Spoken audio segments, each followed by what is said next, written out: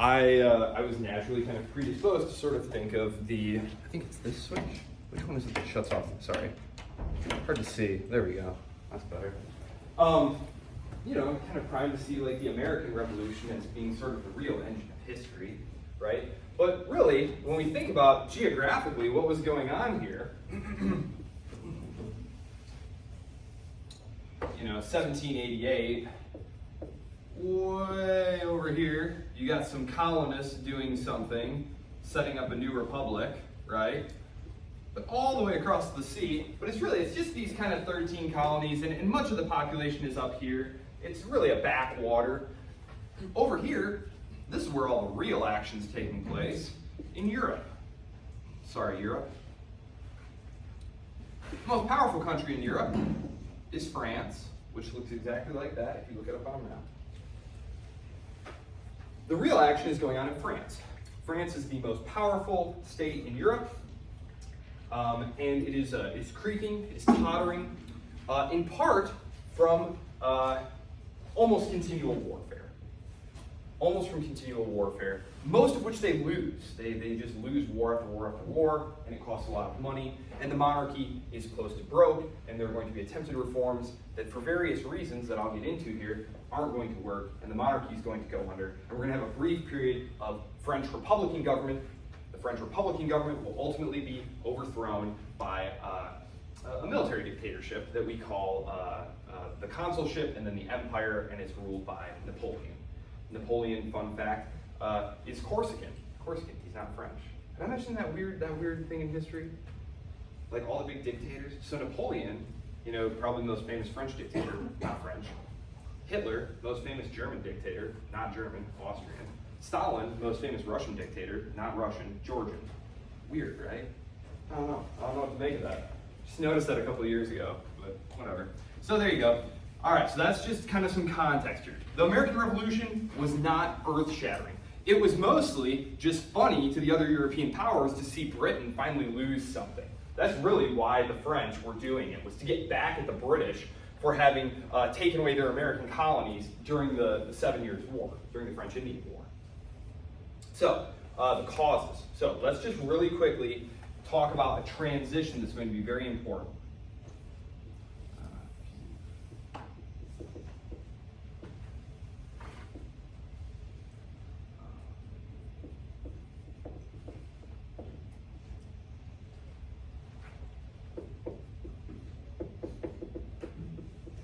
Talk in terms of dual revolution, two revolutions going on simultaneously. Dual revolutions going on simultaneously.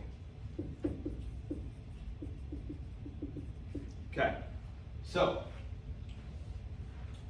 what we have here essentially is a move from feudalism to capitalism that is taking place. And it's taking place at various points around Europe now. So I'm going to speak in generalities, but I just want you to understand that it happened at different places in different times. In like North England and Scotland and those areas, like, yes, by the late 1700s, it was well and underway. And the impacts of that were spilling over onto the continent. But basically, what you see here is we're moving from feudalism.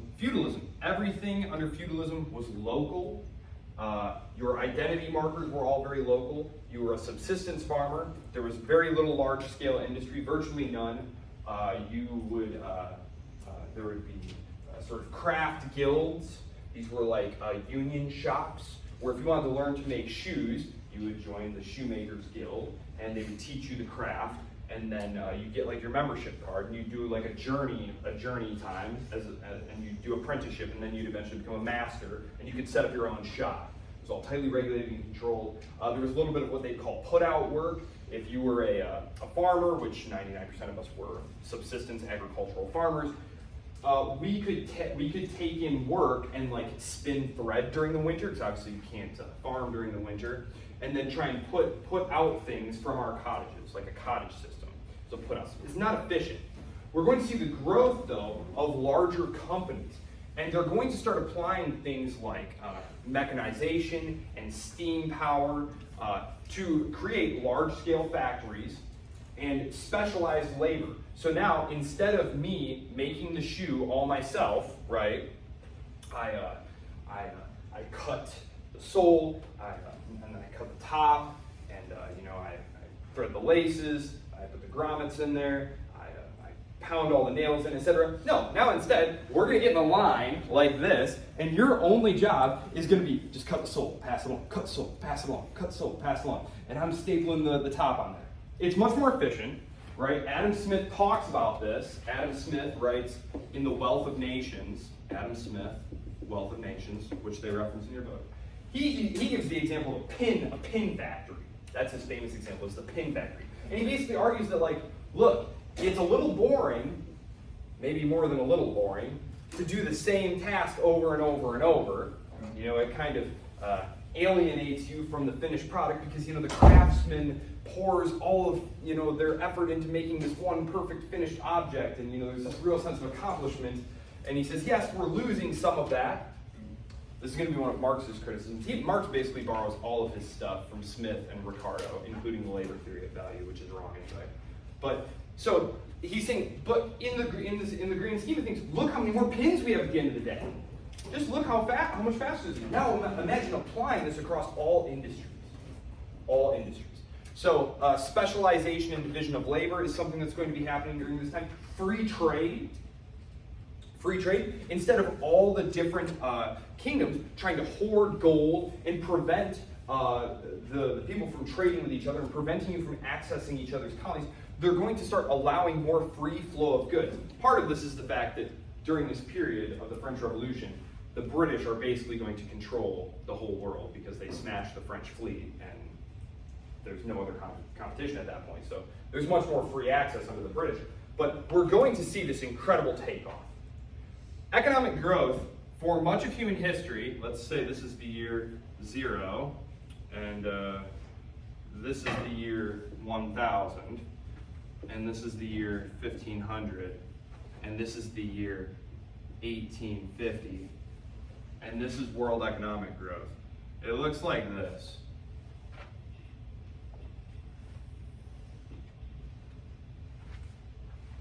We're going to start seeing so they call it like takeoff.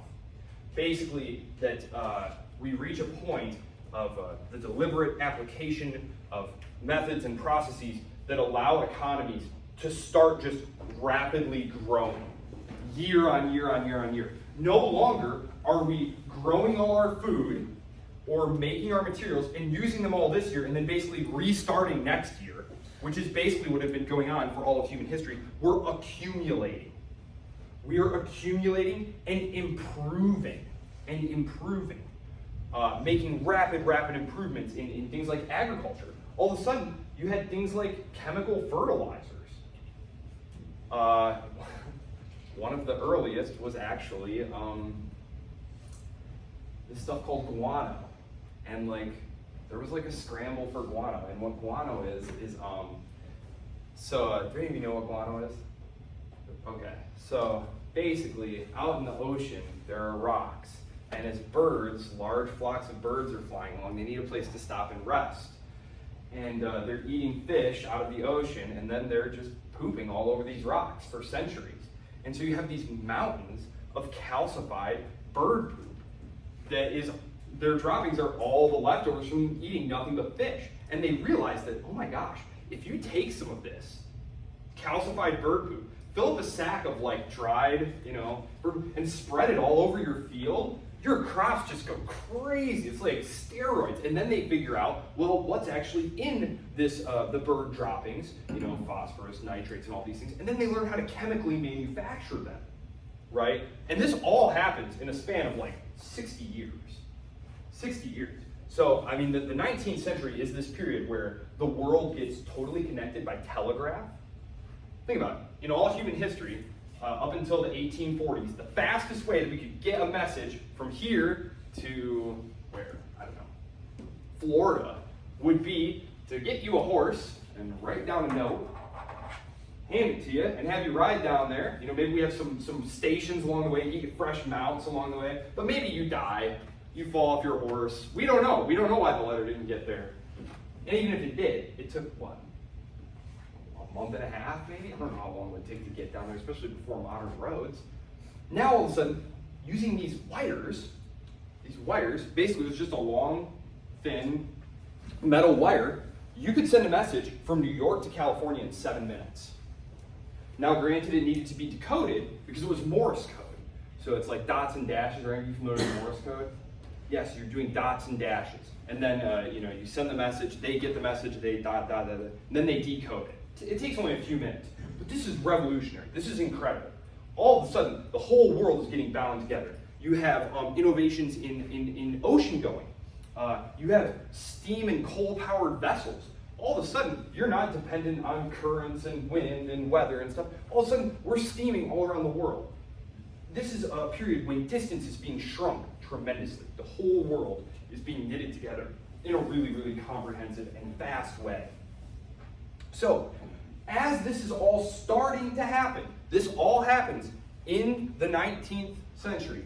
In the 19th century, this is when all this happens. Well, it's beginning, so this is the 1800s, remember? 1800s.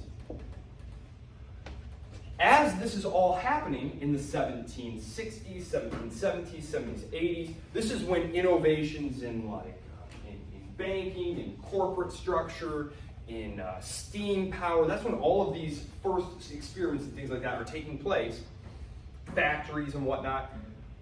You still have these old feudal orders that are based on the king having all the power, and all of the wealth, or all of the political power, is based in the king and their landed nobles. Now, what's going to happen here is if you have political, military, and economic power all held by one group, things are going to be very stable, right? And that kind of makes sense. Well, they have the political power, they have the economic power, and they have the military power. That all sounds right. There's not going to be a lot of conflict there. Who could possibly challenge them? They have all of the important elements of power in their grasp. What happens, though, is there starts to be a great disconnect between where is the military power, where is the economic power, and where is the political power. What is going to happen as these processes begin to intensify and accelerate is you have political power being held by the king and these old landed nobles who no longer, so they have all the political power, but they do not have the economic power, and they do not have the military power anymore. So this is a huge problem, right? They're making all the decisions, but they don't have the money and they don't have the muscle. Huge problem, right? The money is increasingly being held by the entrepreneurial class. The entrepreneurial class. Oh, the computer quit on me for a second. The entrepreneurial class is where most of the money is going to be held. These are the people who are out starting businesses, running commercial companies. These are the people who have the wealth, and the kings want to tap that wealth, right? And so they're going to want a say in government. When you're not really being taxed very much, you just don't have as much of a stake in what the tax structure looks like. But as you start making more and more money, as you start getting taxed more and more, you start to care about those things, and you start to agitate for them. You also have these large collections of like-minded people, class-conscious people, in these growing seaports. Because one of the things that colonization and imperialism and expansion and whatnot does is it creates these large think of import-export depots. Think of like what Boston was. We have places like Marseille and Liverpool, Southampton. You have these big entrepôts that are growing up that need a lot of complex things. You need credit facilities, banking, you need insurance, shipbuilding, all these different things. Warehouses. These large areas grow up with huge urban populations who are all very much tied into this new mercantile, exchange-based, commercialized way of viewing life. And this is not at all the way that the old feudal order was based on. The old feudal order was based on nothing changing. It was based on rigid obligations and hierarchy. And for example, your land wasn't saleable. Just because you had inherited the title to this land, you're now the Duke of Burgundy or whatever, that doesn't mean the land is quote unquote yours and you can just sell it. No, you're like a steward. You're like a steward of the land, and you are to take care of it and husband it, and then pass it on to the next generation. Land won't be alienable, saleable in England until like, golly, I think it's like the 1500s, 1600s, and this happens later in places like France. France is an interesting case because they're going to follow. We talked about the two tracks of state development. And we talked about the English track and the French track. The English track is going to be defined by limited government. The power is going to be vested in Parliament, and Parliament is going to be dominated by that gentry class, those commercially minded people who are out growing businesses and doing things like that. So that's going to lead to a political and business culture that is much more vibrant, that's much more explosive in terms of economic growth and in terms of their willingness to go seek profit and be risk takers, as opposed to in France, which developed along the absolutist track. Now, the absolutist track said the best thing you can do with your money is buy a title from the king, and then the king will pay you a salary. So even if you did manage to come into some money, let's say you and your buddies got together and were like, we're going to finance a voyage and go seize those spice islands over there, and we're going to make a big return. When you got back to France, what the smart money did is you bought yourself a title and some land and got set up with an allowance from the king. This is not a productive use of resources, though, right? Buying a piece of paper that says, I am hereby lord of whatever, and now the king gives me an allowance. The king is just taxing that money out of the poor peasants and giving it to you. It's better if you take that money and invest it. Invest it in what? More ships, more facilities, more factories, hire more labor, right? So this whole incentive structure that's built up in England, which is towards commerce and capitalism and growth, it just doesn't exist in France. It just doesn't exist. The money and the power all comes from the king. So if you come into some money, you want to buy a noble title rather than invest it in more business ventures. So this is France in 1789. It is defined by privilege, inherited or bought. The center is starting to lose its cohesion here. You have all of these different provinces here, right? All these different provinces. These are, in the old feudal tradition, I said a lot of life was local. All life was really local. Most of the people in these outlying regions couldn't speak, quote unquote, French. What we call French was Parisian French right here. You spoke Breton or Provençal or some other local patois, right? Taxation. A lot of the taxation, it was to be done locally, and you had a very hard time increasing and controlling the bureaucracy. All of these different little towns wanted to be able to extract resources and revenue. This is another thing that held up commercial development in France. Is, let's say I'm right here, and I've grown a nice bumper crop of grapes. And there's just the market near me is all saturated. We're all a bunch of grape farmers. We want to take our extra. We hear that there's not a lot of grapes over here. And so we're going to load up a wagon, and we're going to take our excess product over here and go sell it. Well, in order to get from here to there, you're going to have to pay a whole bunch of taxes. Basically, every time you hit a new town and you're crossing along someone's road or bridge or something, everyone is going to have their hand out to get a tax from you. So there's no point. By the time you get from here to there, all your profit margin is gone. It's all been squeezed out of you. And so again, in the late 1700s, the French governments under the final Bourbon kings are trying to get rid of all of these local taxing privileges and saying, guys, it would be better if we let commerce flow freely between states, if we had free trade inside of France, and we'll figure out some way of like revenue sharing, where like all the tax will just come to me, and then I'll pay out the revenues to your towns. So instead of you guys holding up commerce, all trying to get your penny here, penny there, just let the trade happen, and we'll tax the trade at the national level, and I'll send it back to you. But they don't want to give up those privileges. This is one of the things that's really retarding the growth of commerce in France, if that makes sense to you. There's no reason to grow extra, to take it somewhere else to sell it, because you're going to have to pay so many little taxes on your way to do that, that your profit would be gone. So, the king is in a huge financial problem here. He's been trying to finance wars. There is no central credit facility. We talked about the Bank of England. What the Bank of England allowed,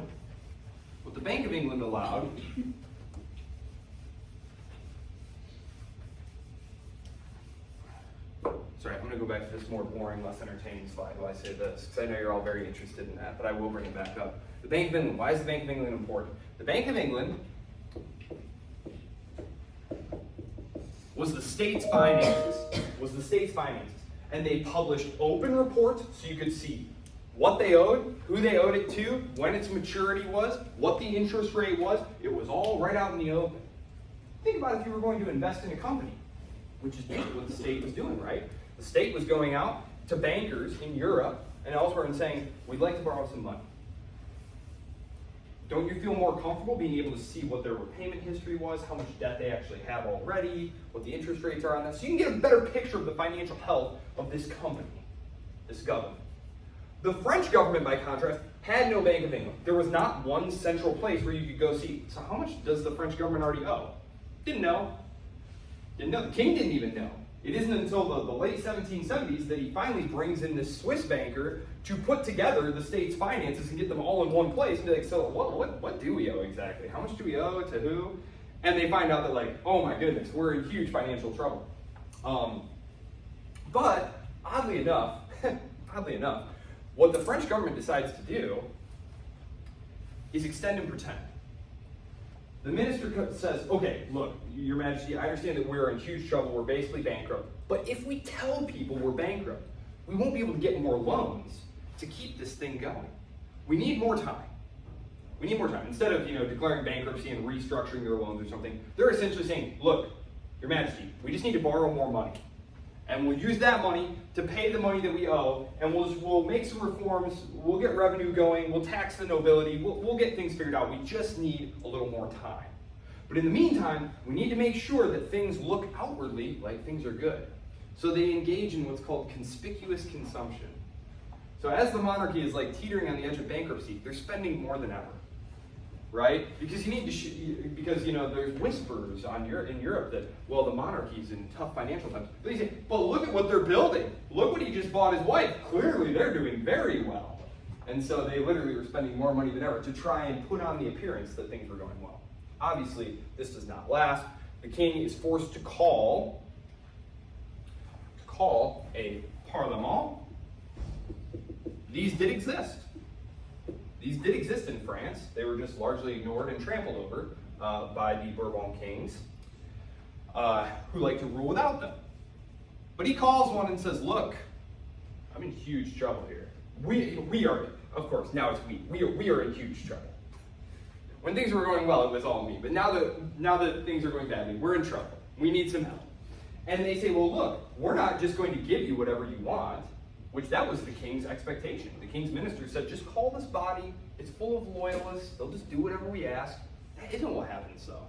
They dig in and say, no, you're clearly just spending money frivolously, recklessly. What's even going on here?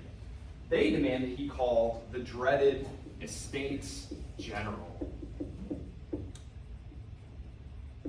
We're in 1788, 89.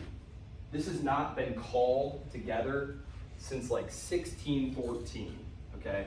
The king does not want to call this together because this brings the three estates together.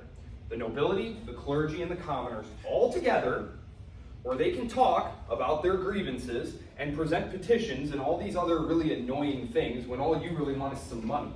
And now they're going to dig in and make a whole fuss about things, and this is just the worst thing that could happen. So he calls them together. He has no choice. He has no money.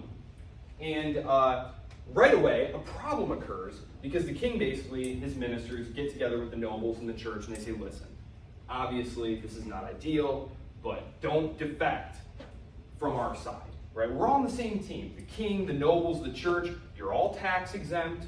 I promise I'll take care of you, but we need to make sure that whatever happens, you guys stay on side with me to keep this regime in place, because you know that the third estate, so the first estate and the second estate, these stick together. These are the churchmen by which I mean the bishops. And remember, the bishops a lot of times were the minor sons of were the second sons of nobility, and then you have the actual nobility. So these are very closely aligned with the king. The third estate was everyone else, the other 99% of the country, okay? And they're going to be dominated, the third estate is going to be dominated by this wealthy commercial middle class, where all the real money is from. And who the king wants to tax. Everyone knows what the scoop is. The king is broke, he needs money. The nobles are increasingly poor anyway. They're really dependent on the king for their incomes because their lands aren't really as productive. It's a cash economy. I'll come back to that in just a minute to kind of explain what I mean about, like, well, why wasn't the land, the nobles, why weren't they rich? I'll explain that in just a minute. Basically though, the king wants to use these first two estates to help him get taxes from the third estate, which is the commoners, but it's also the commercial middle class. These are the people who have been doing really, really well with trade and commerce and banking. These are the people who have the money. These are the people the king wants to get some new taxes from, and he's going to try and use these two estates to help him get the third estate. So right away, an argument breaks out, right when they get there. Because traditionally, and remember we're coming from a very traditional society here, you voted by estate. That meant you didn't have a vote. Let's say we're all members of the third estate. We had one vote, total. So we would take a vote among ourselves. Okay, who's in favor of the proposition? All aye, nay, okay, the nays have it. So our one vote for our estate is a nay. And the nobility would do the same thing, and the churchman would do the same thing. And so there were a total of 3 votes. Well, what's the problem with this if you are in the third estate and you know that they're coming for your monies? What's the problem here? What is every vote going to turn out? Every vote is going to turn out 2-1. Not in your favor, right? The first estate and the second estate are just going to vote together against you. And so the third estate says is we want every man to have his own vote. We're not going to vote by estate. It's not going to be corporate bodies voting 1, 2, 3. Everyone here is going to get a vote. Because they recognize that this is going to open up the possibility for a lot of defections. Because it's not like every clergyman and every noble is opposed to making concessions to the third estate. Actually, a lot of the nobility are really interested in getting into commerce. They see these middle class, uppity people making all this money, and they're forbidden from doing that. If you're a noble, you are legally not allowed to be involved in business. Your business is fighting. You are a sword nobility. But of course, the time of knights and stuff is long past, right? We're in the era of gunpowder weapons. They're basically useless. They're looking at these people making all this money. They want to get involved. So the third estate recognizes if we can split these guys up and get voting by person, we're going to be able to have a much better chance. King resists, says no, locks them out, and this is what basically kickstarts the revolution. And this is the revolution of 1789. This right here is called the tennis court oath. It's a very famous painting. Basically what happens is they show up the day after this whole brouhaha about where the king says, look, we're just going to vote by bodies, we're going to vote by estates like we've always done, and that's that. And the third estate says, no, we're not going to listen to that. So they show up the next day, and they're locked out. The third estate is locked out of the hall where they've been meeting. So instead of just, bowing to what the king wanted them to do or packing up their things and going home, they meet at a tennis court nearby, and they swear an oath that they are not going to disband, that they're not going to give in. In fact, they are going to create the National Assembly, which is the true legitimate government of France. And so this is the revolutionary moment. They dig in, and eventually some members of the church and the nobility defect over to them. And they wind up getting their way. Eventually, all of them wind up coming over, and this gets the ball rolling on what we call the Liberal Revolution of 1789. Now, I'm not going to get too much further into this, because I see that I'm almost out of time, which is totally fine. I'll pick this up on Thursday. It's maybe good that we're just getting into the sort of causes and stuff here. Now, this is not the guillotining revolution. This is not the funny one that we all know, like, the Jacobins and all those guys and the terror. No, this is all of the sort of George Washington types. these are all of the gentry, enlightened middle class people getting together and saying, look, we're going to have a limited parliamentary monarchy like what they have in England. Basically, we're going to set up limited government to protect property and encourage trade. And it's all going to be very, the king is going to remain, he's going to be a ceremonial figure. It's all very calm and dignified, generally speaking. And that's why you have this in the historiography, the history about talking about the French Revolution, you have this dual revolutions thing going on here, where they say, look, there was essentially a good revolution in 1789, which was going to set up, a good liberal capitalist government here.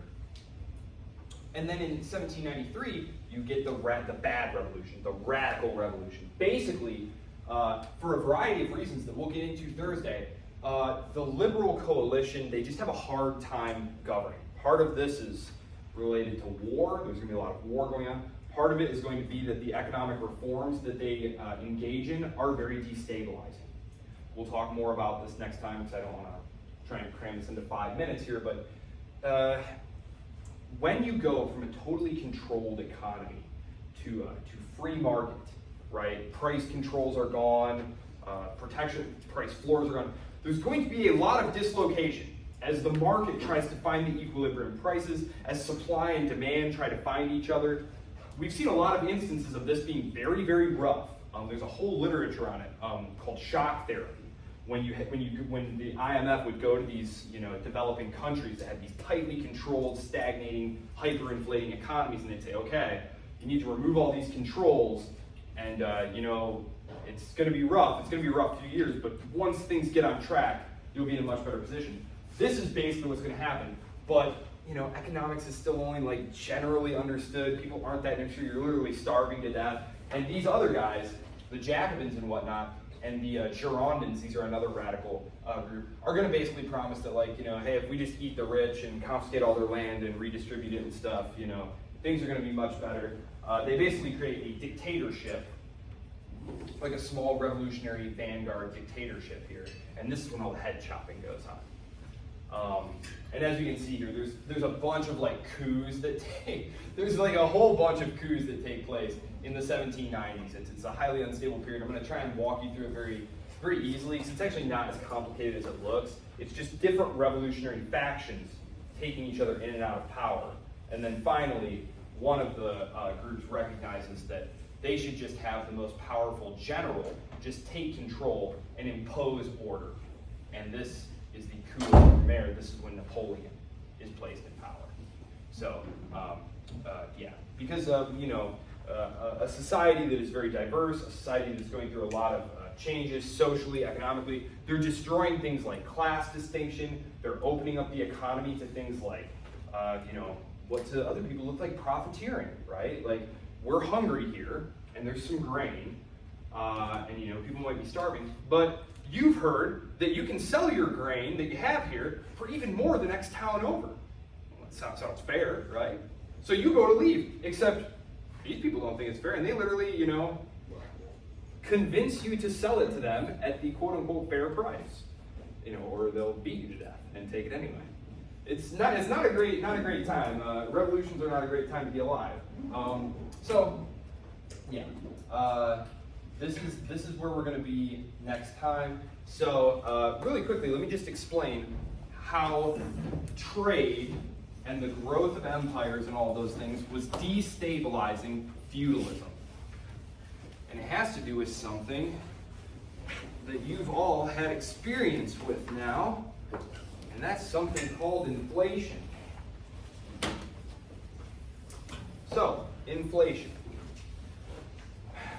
A lot of times we talk about it in terms of a rise in the price level. And sure, that's one way to measure it. But prices are a complex phenomenon, right? A lot of things can influence whether or not prices go up or down. For example, if you set up a lemonade stand outside right now, some ice cold lemonade, you're probably not going to get a lot of takers, right? Whereas if it's 100 degrees out, you'll get more takers. We understand these things intuitively, right? They did not really understand these things intuitively. But economics had not even really been invented. There wouldn't be a chair of economics at a major university until, 1700s. what happens here is when the Spanish and the Portuguese, Here's the Iberian Peninsula. Sorry, as always, to geography here. Here's England, jolly old England. over here in South America, over here in England, or over here in Europe, we have an economy that is largely composed of fixed feudal obligations. Okay? That means if I am a lord and you are a peasant, you owe me a bushel of grain each season or something like that, right? It's given in kind. We don't really have a lot of metal, right? The prices are not, there's not a lot of like circulating coinage. Well, when the conquistadors and whatnot start pulling tons of silver and gold out of the Americas and sending it back here, all of a sudden we have a price shock as things start to be denominated in coin. So there's already kind of a dislocation in the economy going on as we move from sort of a barter and in-kind economy of trading goods to using money in everyday transactions. Of course, the kings had gold and stuff, but the average people didn't really trade like that. And then you have more and more money coming in, more and more coin coming in. Now, as something becomes scarcer, it gets more valuable, right? And as something gets more abundant, it gets less valuable. This is the monetary definition of inflation. That means if I have an amount of money like this and I have an amount of goods like this, there will be a price. And if I increase the amount of money in circulation without increasing the amount of goods in circulation, the price of everything is going to go up, right? So you have an amount of goods that's being created across Europe here, right? And remember, we're talking about 1492 to 1700s. We haven't seen any of our major improvements yet. Agriculture hasn't really been improved. There's no mechanization, none of that stuff. So it's a highly inefficient feudal economy of subsistence farmers. Everyone basically producing and consuming in a year everything and then starting over at zero. There's not surplus, there's not growth. So more and more silver is pouring in, more and more coin is pouring in. And so the price of everything is just going up, up, up, up, up, up, up, up, up. This puts a huge squeeze on the peasantry. It also, though, puts a huge squeeze on the nobility. This is one of the reasons that the nobility ties itself to the monarchy in places like France and in places like Spain. It's because everything that your peasants, your serfs, owed you was fixed. You couldn't just like say, hey, you owe me more stuff. Prices have gone up, you owe me more stuff. No, like it was a legal obligation. They only owed you this amount of stuff. And so the price revolution that occurs as a result of all of this silver and gold flowing in from the Americas really destabilizes the old feudal order because it makes the aristocratic class basically broke. Basically broke. They become increasingly dependent for their survival and their wealth on the crown. And so it's going to really increase the power of the monarchs in Spain and in France. And of course, in England, they went the other route. They just embraced commercialization. They just embraced the idea that, like, well, of course, we'll go into business, basically. But again, in places like France, you legally couldn't. And so you had these lands where the rents were, they weren't really worth much once you adjusted for inflation, and it was better to get, an allowance, basically, from the king. So, yeah, that's one of the interesting things that, if Columbus had not sailed over there, assuming the worlds had not connected there, would feudalism have persisted more stably for longer? I think probably so. Probably so. Because the commercial revolution is greatly abetted by money. Because of course money is a medium of exchange, right? No longer if I have only chickens, I no longer have to walk around looking for someone who wants some chickens before I can sell something. We can just trade in monies, right? It makes commerce a lot easier if we have a common medium of exchange. So it really greases the wheels of commercialization, the rise of the bourgeois commercial class, and the destabilization of the old feudal order of kings and lords in favor of the mercantile middle class, who's going to dominate the 19th and 20th centuries. Okay? I look forward to seeing you all Thursday. Email me if you need anything. No, you keep them. I already put them in the book.